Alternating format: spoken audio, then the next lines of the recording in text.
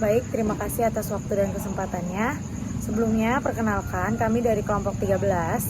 Saya Nur Apkan Aida beserta dua rekan saya yaitu Ardianiko Anggreni dan Aulia Septani. Kami dari kelompok 13 akan mempresentasikan materi yang telah kami susun yaitu pada pertemuan 14. Langsung saja materi yang pertama akan disampaikan oleh rekan saya yaitu Ardianiko Anggreni. Memperkirakan arus kas. Keputusan dalam investasi dapat dikenal juga dengan penganggaran modal atau capital budgeting, yaitu operasi dari aktivitas yang meliputi semua kegiatan dalam persiapan pemanfaatan dana yang bertujuan mendapatkan manfaat atau benefit di masa mendatang. Dalam praktiknya, penganggaran modal dimaksudkan untuk menganalisis investasi dari satu di antara ada pilihan investasi yang tersedia. Hal ini bertujuan agar mendapatkan investasi yang bernilai profit. Dalam materi kali ini, saya akan memaparkan 4 pentingnya persiapan investasi. Yang pertama, ada pengeluaran dana yang berkaitan pada jangka waktu yang panjang. Dengan ini diartikan perusahaan perlu menanti dalam masa yang lama maupun menanti hingga seluruh penginvestasian dana bisa kembali diterima bagi perusahaan. Penerimaan dana akan mempengaruhi tersedianya dana untuk kebutuhan lainnya. Kemudian, penginvestasian pada aktiva tetap akan memberikan peluang kepada hasil dalam melakukan penjualan di waktu mendatang. Kesalahan pada forecasting dapat mengakibatkan over atau under investment. Jika investasi pada aktiva tetap sangat tinggi, maka dapat menerima beban kepada perusahaan. Yang ketiga, ada pengeluaran dana untuk memenuhi kebutuhan tertentu dalam besaran yang tinggi. Untuk mendapatkan besaran dana yang tinggi, tidaklah mudah didapat dengan jangka waktu yang singkat. Oleh sebab itu, perencanaan harus dilakukan dengan cermat dan seksama. Yang terakhir adalah jika salah dalam mengambil keputusan akan berdampak panjang bagi perusahaan. Selain itu, kerugian bagi perusahaan tidak dapat dihindarkan. Untuk menghitung penganggaran modal, alat ukur yang tepat yaitu mempergunakan arus kas daripada laba akuntansi. Perusahaan akan dapat mengakui dan melakukan penginvestasian arus kas kembali, sementara laba akuntansi ditunjukkan kala dapat membuahkan hasil, tidak kala uangnya berada di tangan. Berikut disajikan contoh soal tentang pengukuran arus kas. Yang pertama, ada metode Net Present Value atau NPV. Dalam slide ditunjukkan contoh soal yaitu PT Maju Jaya sedang mempertimbangkan untuk membeli mesin baru seharga 200 juta.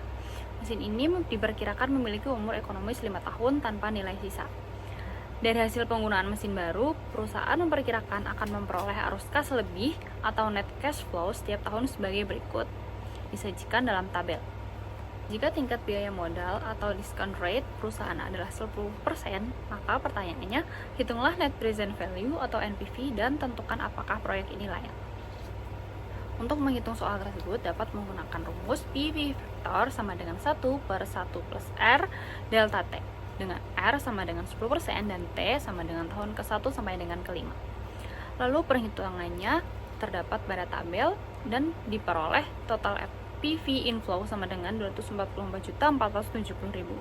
Lalu untuk menghitung NPV sama dengan total PV inflow min investasi awal yaitu Rp244.470 kurangi 200 juta sama dengan Rp44.470. Karena NPV positif yaitu senilai plus Rp44.470, maka proyek ini layak dijalankan. Kemudian contoh soal yang kedua yaitu dengan metode payback period. Soalnya, PT Cahaya Investasi mempertimbangkan pembelian mesin baru dengan biaya investasi Rp150 juta. Proyeksi arus kas bersih tahunan dari mesin tersebut disajikan pada tabel. Pertanyaannya, hitunglah payback period atau periode pengembalian investasi dan apakah investasi ini layak berdasarkan kriteria payback 3 tahun. Untuk menjawab soal ini, yaitu bisa dilakukan dengan cara hitung kumulatif arus kas setiap tahun. Tahun 0 saat kita investasi yaitu 150 juta.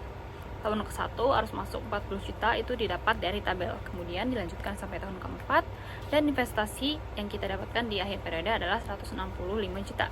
Investasi awal yaitu 150 juta tertutup antara akhir tahun ketiga kumulatif di 135 juta dan akhir tahun ke-4 kumulatif 165 juta. Kemudian langkah selanjutnya adalah hitung bagian tahun keempat yang dibutuhkan.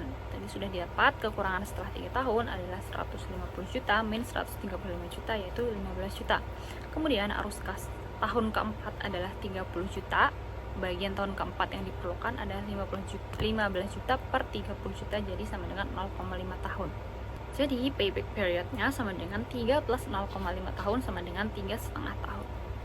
Kesimpulan dari soal kedua tentang pengukuran arus kas dengan metode payback period biasa adalah payback yang kita dapatkan adalah 3,5 tahun.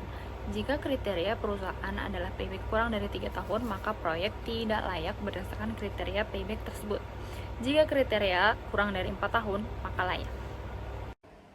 Selanjutnya ada pengukuran arus kas. Pengukuran arus kas adalah proses untuk menilai arus kas tambahan setelah pajak yang timbul akibat suatu proyek investasi. Tipe arus kas dalam keputusan investasi ada 3. Yang pertama, arus kas awal. Yang kedua, arus kas operasi. Yang ketiga, arus kas terminal. Arus kas awal adalah pengeluaran awal yang terjadi di awal proses dalam kegiatan investasi. Arus kas operasi terjadi apabila aktiva tetap seperti pabrik sudah beroperasi. Penghasilan investasi dari arus kas masuk bisa diperoleh dari proses penjualan setelah perusahaan beroperasi. Arus kas terminal yaitu arus kas yang berkaitan dengan nilai sisa proyek atau nilai residu dari aktiva dan modal kerja.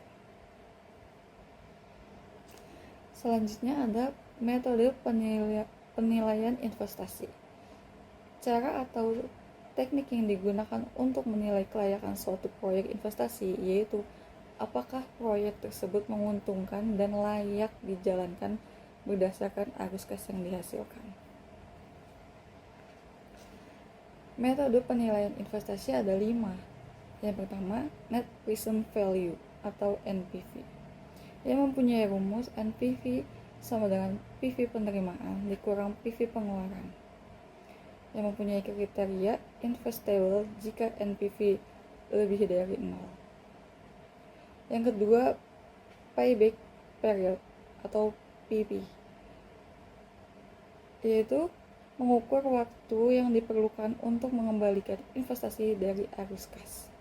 Mempunyai kriteria jika PP kurang dari sama dengan umur ekonomis, maka diterima. Jika PP lebih dari umur ekonomis, maka ditolak. Yang ketiga, Profitability Index, yang mempunyai rumus PI sama dengan PV penerimaan dibagi PV pengeluaran. Kriterianya layak bila PI lebih dari 1. Selanjutnya ada Average Rate of Return, yang mempunyai rumus ARR sama dengan jumlah EAT dibagi investasi dikali 100%. Dalam teks dikatakan investasi layak apabila ARR lebih dari 100%. Yang kelima ada Internal Rate of Return IRR, yang artinya di tingkat diskonto di mana NPV sama dengan 0 biasanya dicari dengan trial and error, yang mempunyai kriteria umum IRR lebih dari sama dengan required rate sama dengan diterima. Oke, selanjutnya analisis arus kas proyek penggantian atau replacement adalah proses evaluasi keuangan untuk menentukan apakah suatu proyek penggantian aset atau investasi baru layak untuk dilakukan. Misal nih, perusahaan akan melakukan penggantian mesin lama menjadi mesin baru. Nilai buku pada mesin lama sebesar 90 juta dan umur ekonomisnya tinggal 3 tahun tanpa nilai sisa. Nilai buku pada mesin baru sebesar 180 juta dan umur ekonomisnya selama 3 tahun tanpa nilai sisa. Mesin baru bisa melakukan penghematan biaya operasional sebesar 50 juta per tahunnya. Penjualan pada mesin lama sebesar dengan nilai buku yang saat ini yaitu 90 juta dan pajak 15%. Nah, di sini bisa dilihat ya teman-teman tabelnya.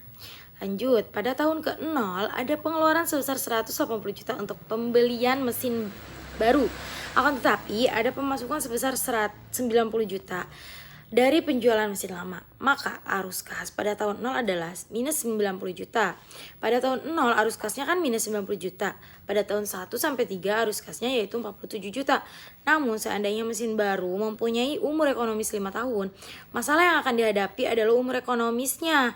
Pada mesin baru berbeda dengan umur ekonomis pada mesin lama yang hanya 3 tahun. Penyelesaiannya adalah pada mesin baru bisa diasumsikan telah terjual pada akhir tahun ketiga seharga nilai buku. Nilai buku mesin baru pada akhir tahun ketiga sebesar 180 juta dikurangi 3 dikali 180 juta per 5, yaitu totalnya 72 juta. Seperti tabel yang dijelaskan teman-teman ya, di sini tertera analisis arus kas proyek baru. Selanjutnya ya, analisis arus kas proyek baru adalah proses evaluasi keuangan untuk menentukan kelayakan dan potensi keuntungan dari suatu proyek baru. Analisis ini melibatkan proyeksi arus kas masuk dan kas keluar selama masa proyek, serta penilaian terhadap potensi pengembalian investasi. Ilustrasi arus kas proyek baru sebagai berikut. Suatu proyek memerlukan investasi pada tanah sebesar 1,2 juta, pembayaran pada akhir 2003, dan pada gedung 8 juta. 4 jutanya pada akhir 2004 dan 4 juta sisanya pada akhir 2005, serta mesin-mesin 10 juta. Pada akhir 2005, proyek ini mempunyai umur 3 tahun. Umur ekonomis gedung dan mesinnya itu 3 tahun tanpa ada nilai sisa. Pada akhir 2005, proyek ini membutuhkan penambahan net working capital sebesar 2 juta. Jadi, arus kas awalnya adalah sebagai berikut ya, yang tertera di sini teman-teman di tabel ini. Nah, ini selanjutnya sepanjang umur proyek dari 2006 sampai 2008, tiap tahun proyek ini mendapatkan hasil unit penjualan dengan kenaikan harga jual sebesar 10% per tahun. Disebabkan faktor inflasi ya teman-teman, biaya variabel sebesar 50% dan penjualan. Biaya tetap overhead konstan sebesar 8 juta per tahun, pajak 15% per tahun, tambahan modal kerja bersih net working capital sebesar 0,5 juta pada tahun 2006 sampai 2007. Modal kerja bersih dikembalikan recovery. Kerjakan arus kas operasinya. Terlebih dahulu kita menghitung depresiasi gedung dan mesin dengan metode double declining balance method. Jadi di tabel ini dijelaskan total penyusutan gedung dan mesin pada tahun 2008 adalah 8 juta. Di sini ada tabel operating cash flow dan bisa dilihat di sini karena tidak ada nilai sisa, maka arus kas akhirnya tidak ada ya teman-teman. Baik, terima kasih. Sekian dari kami. Assalamualaikum warahmatullahi wabarakatuh.